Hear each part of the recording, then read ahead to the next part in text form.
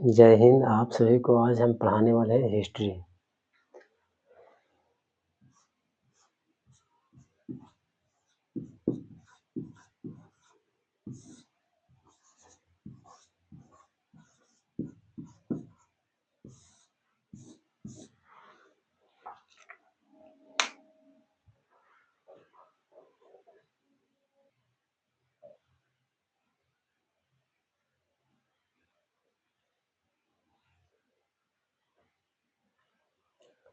आज हम लोग हिस्ट्री में जानेंगे प्राचीन भारत।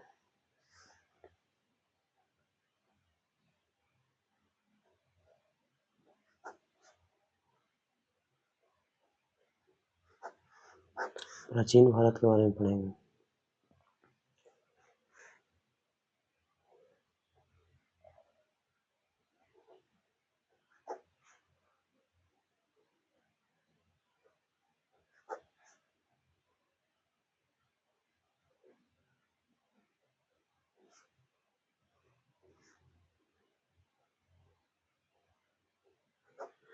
सबसे पहले जानेंगे प्राचीन भारतीय इतिहास के स्रोत।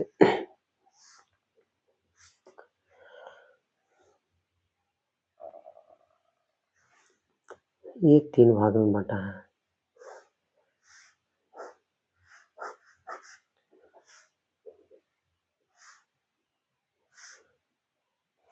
पहला हो जाएगा पुरातात्विक स्रोत।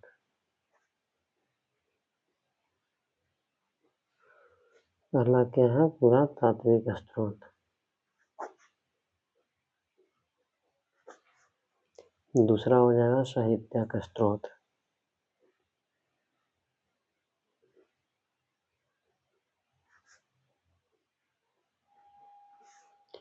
तीसरा है विदेशी यात्रियों के विवरण।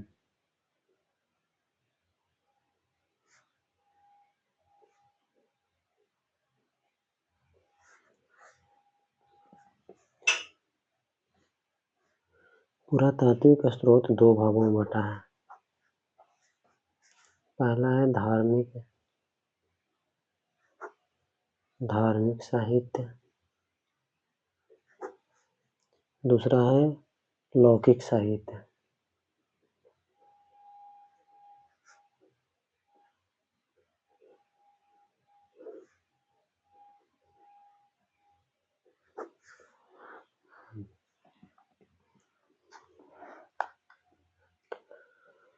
प्राचीन भारत में सबसे पहले जाने प्राचीन भारतीय इतिहास के स्रोत हैं।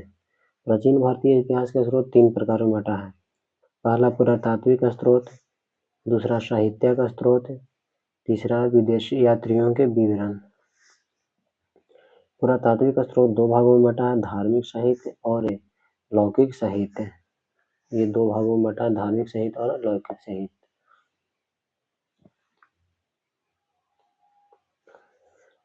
सबसे पहले जानेंगे पुरातात्विक स्रोतों के अंतर्गत सर्वाधिक महत्वपूर्ण स्रोत कौन सा है? अभिलेख है।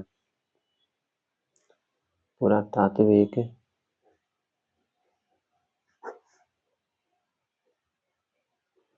स्रोतों के अंतर्गत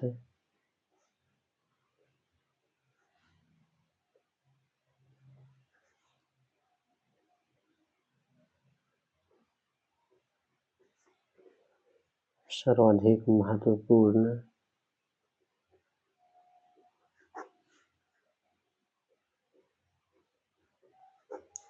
स्रोत क्या है? अभिलेख है।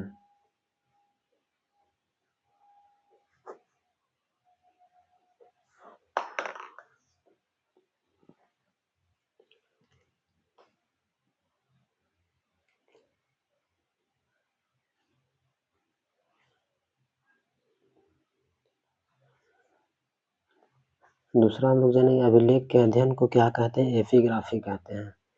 अभिलेख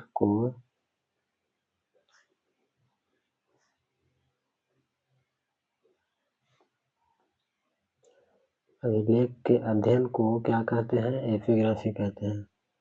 अभिलेख के अध्ययन को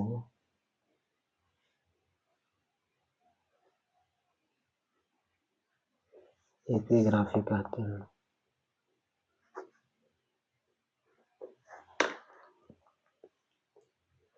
सर्वाधिक प्राचीन अभिलेख किसका है? मध्य एशिया के हैं। सर्वाधिक प्राचीन अभिलेख किसका है? मध्य एशिया का है। मध्य एशिया का है सबसे प्राचीन अभिलेख। कितना? 1400 ईस्वी पूर्व का है। 1400 ईस्वी पूर्व का है।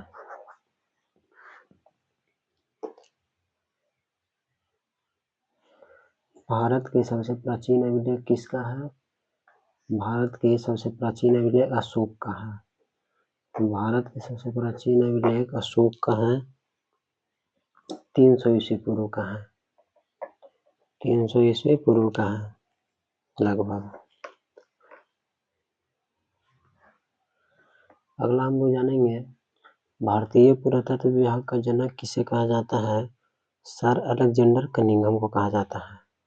भारतीय पुरातत्व विभाग का जनक किसको कहा जाता है? सर अलेक्जेंडर को कहा जाता है।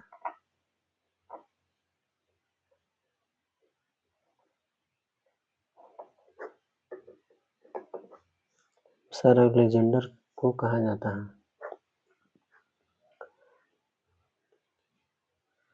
भारतवर्ष का सर्वप्रथम लेख किस अभिलेख में है? हाथी गुम्फा अभिलेख में है।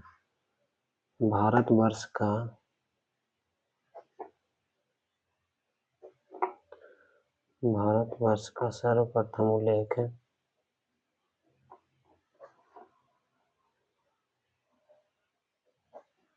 कौन से अभिलेख में है? हाथी गुम्फा अभिलेख में है।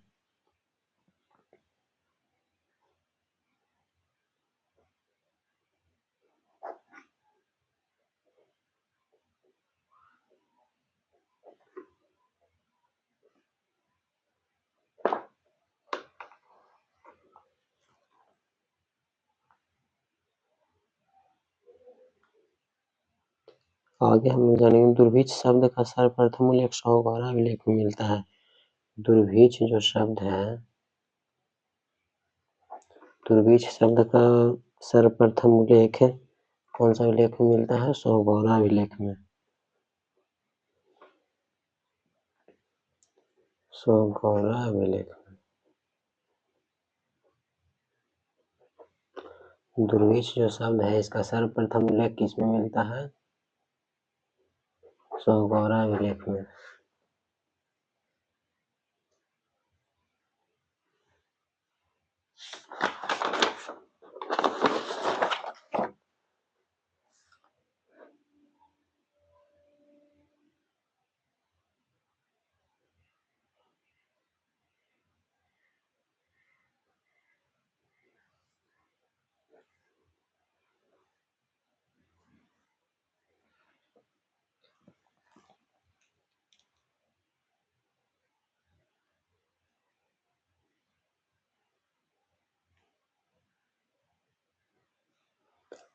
आगे हम लोग जाने सती प्रथा का सर्वप्रथम उल्लेख किसमें मिलता है?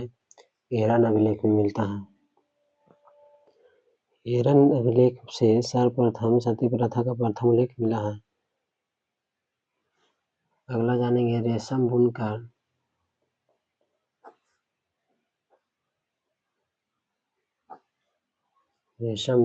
की श्रेणियों की जानकारी मिलता है मंदसौर अभिलेख से। रेशम बुनकर की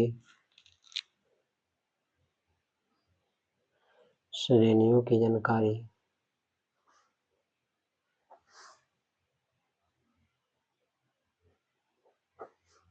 कौन सा अभिलेख से मिलता है? मंदसौर अभिलेख से।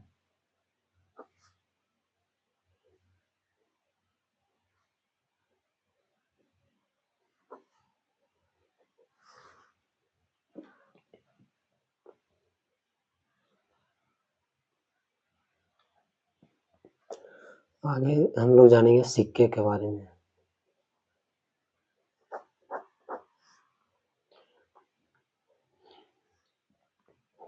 सिक्के के अध्ययन को क्या कहते हैं? मुद्रा शास्त्र कहते हैं। सिक्कों के अध्ययन को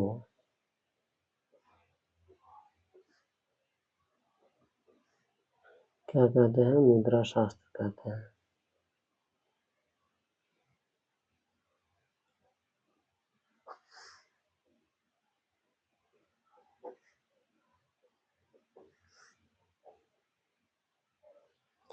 पुराने सिक्के किसके बने होते थे? पुराने सिक्के तांबा का,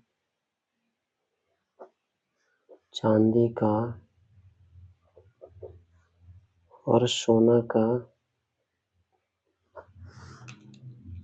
शीशा धातु के बनते थे। और किसका? शीशा धातु का बनते थे।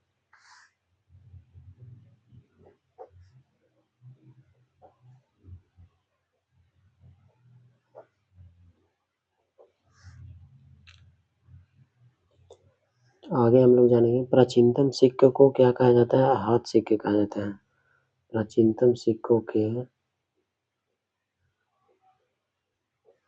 प्राचीनतम सिक्कों को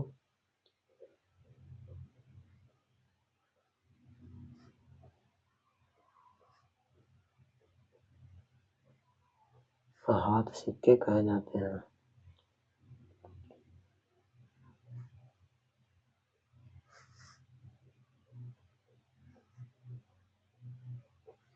प्राचीनतम सिक्कों को हाथ सिक्के कहा जाता है। आगे हम लोग जानेंगे सर्वप्रथम सिक्कों पर यावन शासकों ने लेख लिखने का कार्य किया था। सिक्कों पर सर्वप्रथम लेख लिखने का कार्य किसने किया था? यावन शासकों ने। सर्वप्रथम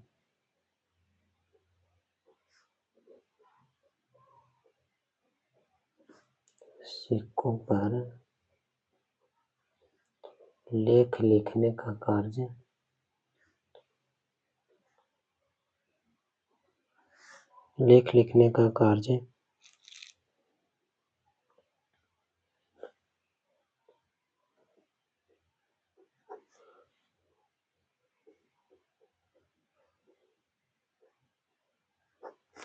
यावन शासकों ने किया था।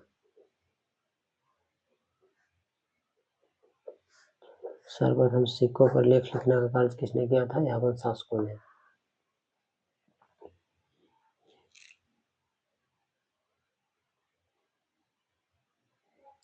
आगे हम लोग देखेंगे कनिष्क के सिक्कों से उसका बौद्ध धर्म का अनुयायी होना प्रमाणित होता है। कनिष्क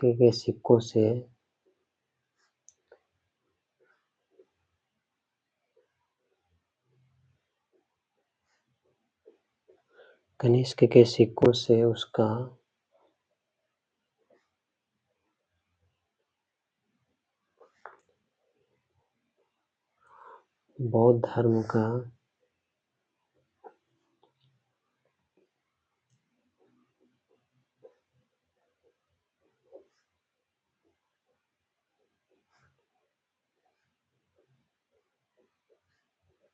बौद्ध धर्म का अनुयायी होना प्रमाणित होता है। आगे हम जानेंगे रोमन सिक्के अरिकमेडू से प्राप्त हुए हैं। रोमन सिक्के कहाँ से प्राप्त हुए हैं? अरिकमेडू से प्राप्त हुए हैं।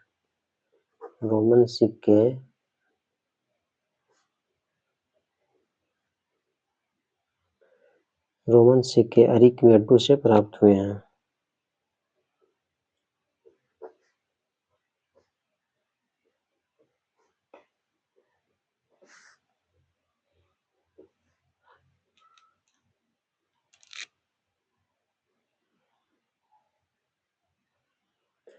आगे हम लोग जानेंगे साहित्यिक स्रोत। साहित्यिक स्रोत में सबसे पहले है वैदिक साहित्य।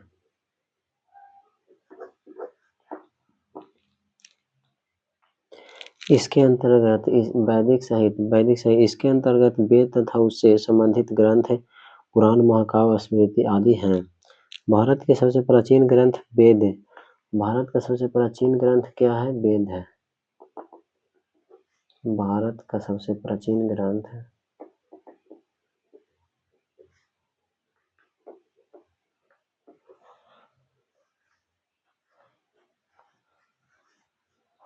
भारत का सबसे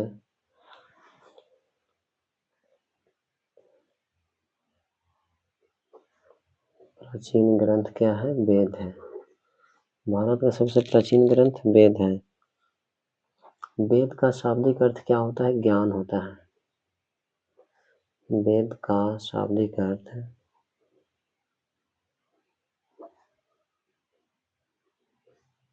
वेद का शाब्दिक अर्थ क्या होता है? ज्ञान। वेद का शाब्दिक अर्थ ज्ञान होता है।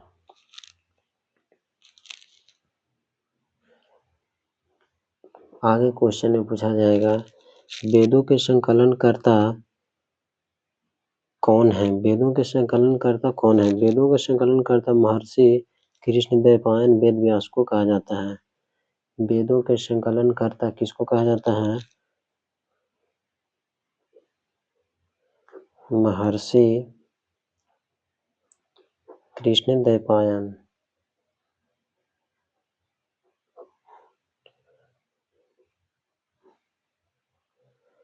वेदों के संकलनकर्ता किसे कहा जाता है? महर्षि कृष्ण द्वैपायन वेद व्यास को कहा जाता है। महर्षि कृष्ण द्वैपायन वेद व्यास को कहा जाता है वेदों के संकलनकर्ता।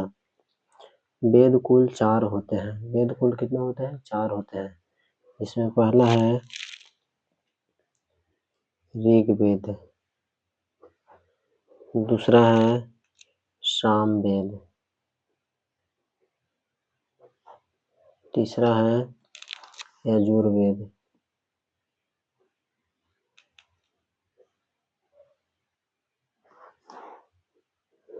चौथा है अथर्ववेद।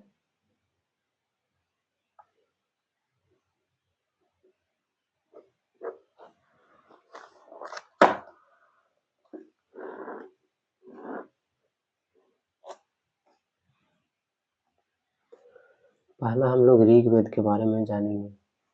ऋग्वेद क्या होता है? ब्राह्मण साहित्य में सबसे प्राचीन ग्रंथ ऋग्वेद है। ब्राह्मण साहित्य में सबसे प्राचीन ग्रंथ कौन सा है? ऋग्वेद है।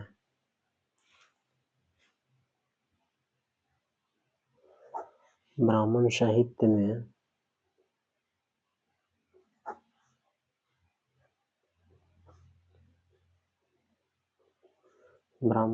में सबसे प्राचीन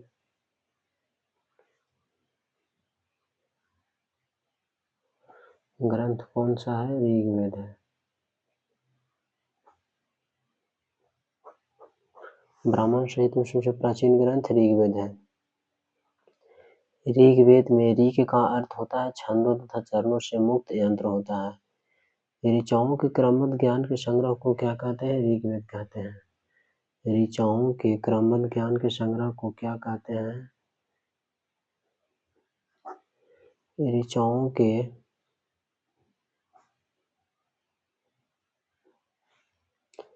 क्रमबद्ध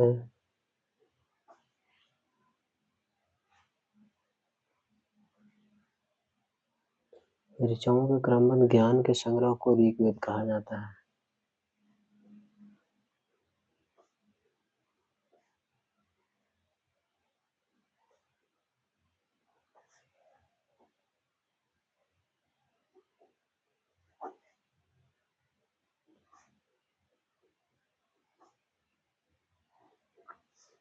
ब्राह्मण साहित्य में सबसे प्राचीन ग्रंथ क्या है? ऋग्वेद है। ऋग्वेद के किसे कहते हैं? कोई पूछेगा ऋग्वेद किसे कहते हैं? ऋचाओं के क्रमबद्ध ज्ञान के संग्रह को क्या कहते हैं? ऋग्वेद कहते हैं। ऋग्वेद में कितने मंडल होते हैं? 10 मंडल होते हैं। ऋग्वेद में 10 मंडल होते हैं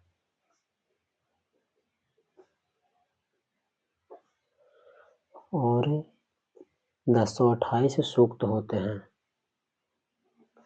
1028 क्या होता है? सूक्त होता है।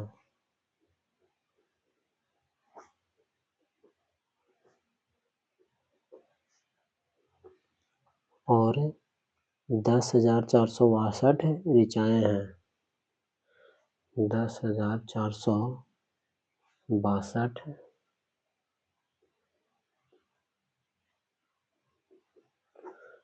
ऋचाएं हैं। ऋग्वेद में 10 मंडल होते हैं। ऋग्वेद में 10 मंडल होते हैं। ऋग्वेद में 1028 सूक्त होते हैं। ऋग्वेद में 10,462 ऋचाएं हैं।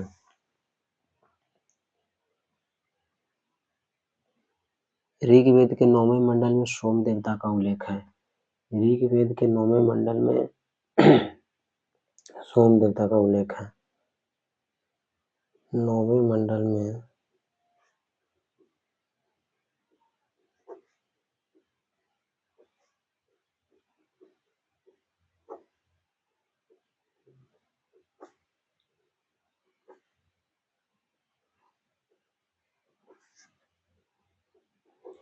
ये इम्पोर्टेंट है। 9वें मंडल में सोम देवता का उल्लेख है। क्वेश्चन में आएगा ऋग्वेद के 9वें मंडल में किस देवता का उल्लेख है, तो सोम देवता का उल्लेख है।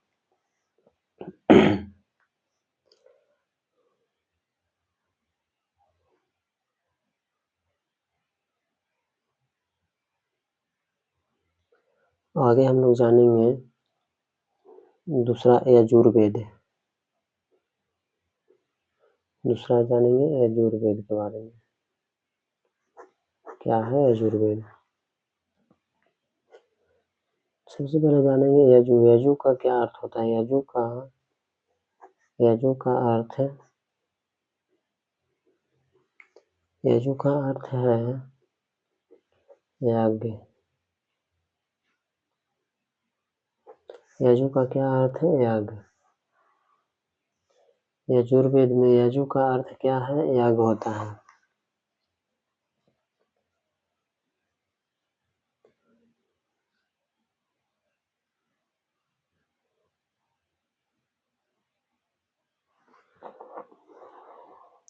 ऋग्वेद में जानेंगे, ऋग्वेद में उच्चारण को क्या बोला जाता है? होत्र बोला जाता है। ऋग्वेद के में ऋचाओं को पढ़ने वाले ऋषि को क्या कहते हैं? होत्र कहते हैं। ये भी बहुत ही इम्पोर्टेंट है। ऋग्वेद में ऋचाओं को पढ़ने वालों को क्या कहा जाता है? होत्र कहा जाता है। और यजुर्वेद में पढ़ने वाले को क्या कहा जाता है? अध्वर्यु कहा जाता है। यजुर्वेद के मंत्रों का उच्चारण करने वाले पुरोहित को अध्वर्यु कहा जाता है।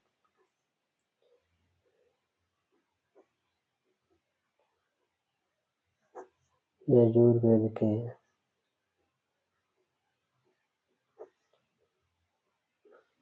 मंत्रों के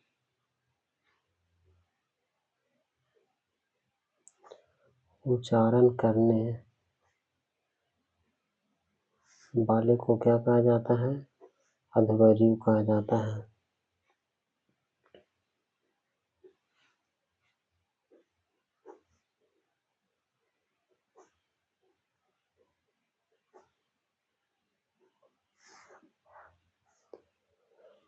यजुर्वेद में एक ऐसा वेद है जो गाद व पाक दोनों शैली में है। यह एक ऐसा वेद है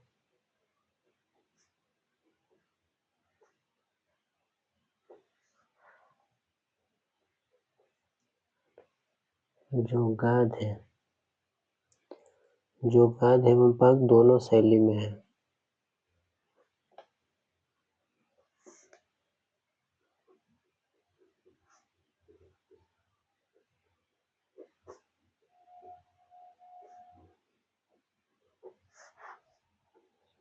आगे हम लोग जानेंगे सामवेद के बारे में। तीसरा सामवेद।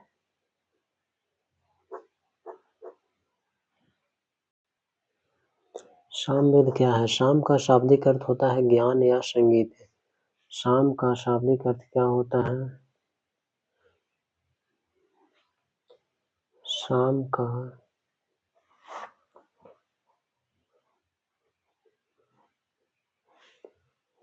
का शाब्दिक अर्थ है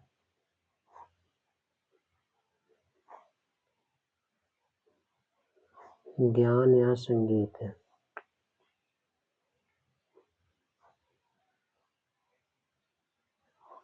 ज्ञान या संगीत होता है।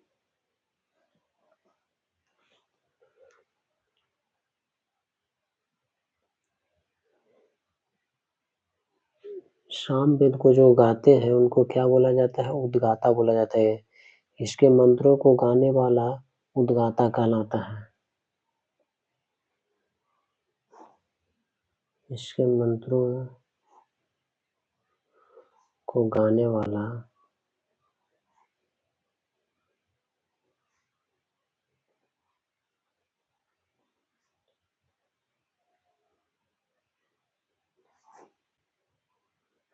सामवेद के मंत्रों को गाने वाला क्या कहलाता है? उद्गाता कहलाता है।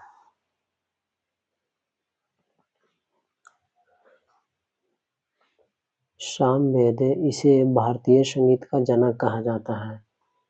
सामवेद को क्या कहा जाता है? भारतीय संगीत का जनक कहा जाता है। क्वेश्चन में आएगा, सामवेद को क्या कहा जाता है? भारतीय संगीत का जनक कहा जाता है।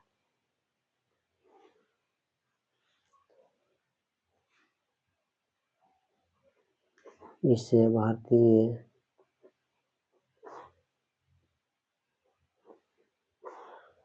भारतीय संगीत का जनक कहा जाता है।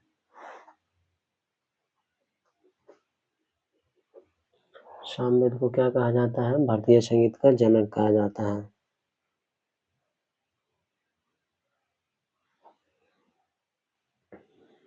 चौथा हम लोग जानेंगे अथर्ववेद। अथर्ववेद क्या है?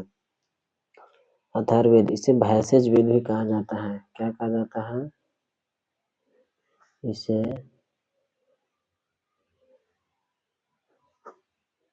भैषज वेद भी कहा जाता है।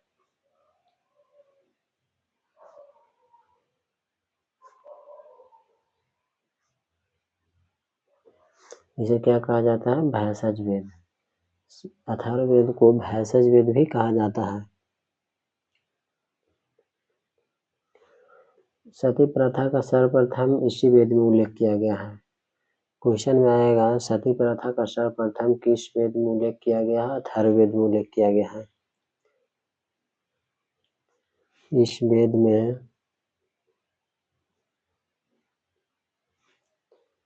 वेद में सर्वप्रथम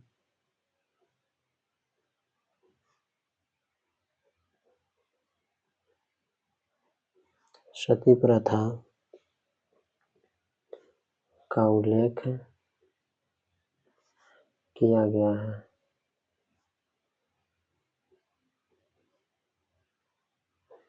इस वेद में सर्वप्रथम सती प्रथा का उल्लेख किया गया है।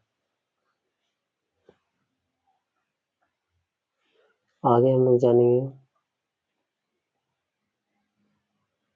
अथर्ववेद के बारे में। इसका उपवेद शिल्पवेद है। इसका उपवेद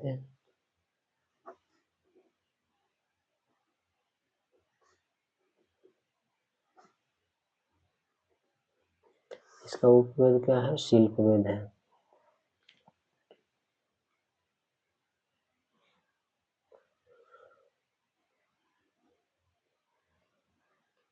आगे हम लोग जानेंगे उपनिषद के बारे में।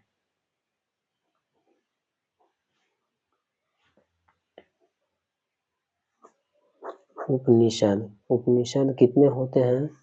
उपनिषद 108 होते हैं।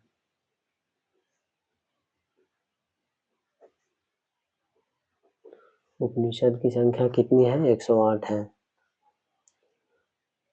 जिसमें प्रामाणिक उपनिषद 12 हैं। प्रामाणिक उपनिषद कितने हैं?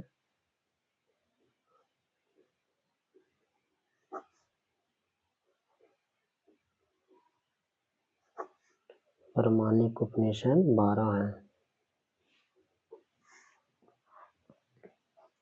कौन कौन है?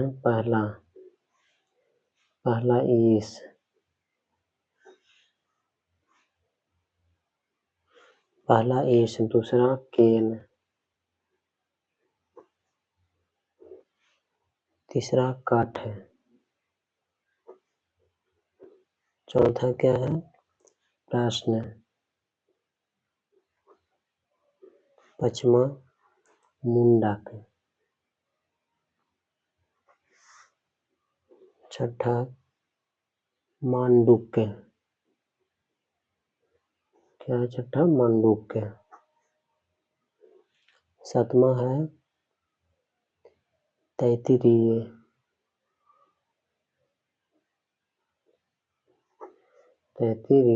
आठवां है ऐतरेय।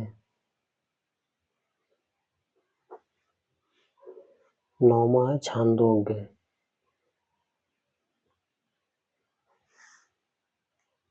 10वां है श्वेताश्वतर।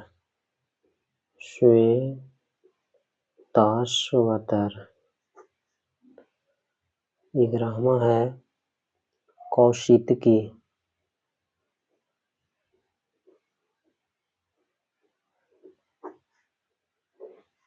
ब्रह्म है बृहदारण्यक। बृहदारण्यक।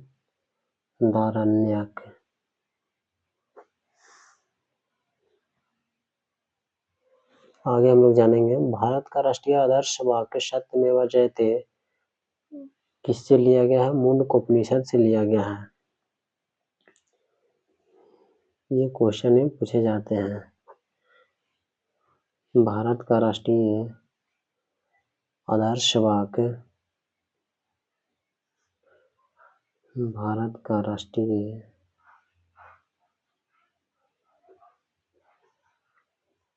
आदर्श वाक्य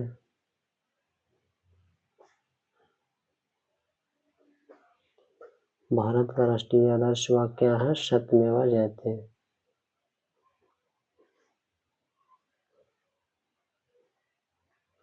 सत्यमेव जयते कहाँ से लिया गया है? मुंडकोपनिषद से लिया गया है।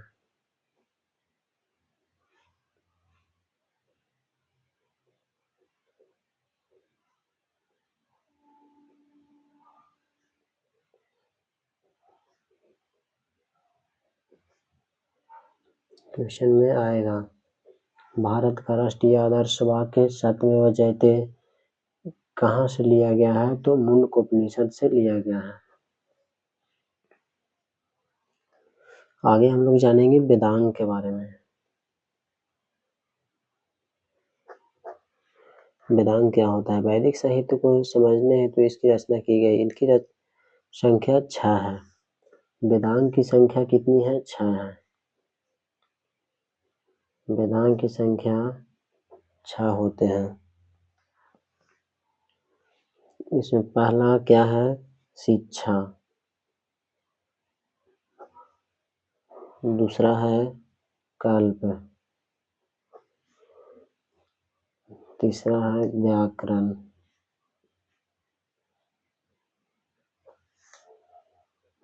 चौथा है निरुक्त। पांचवा है छंद। छठा है ज्योतिष।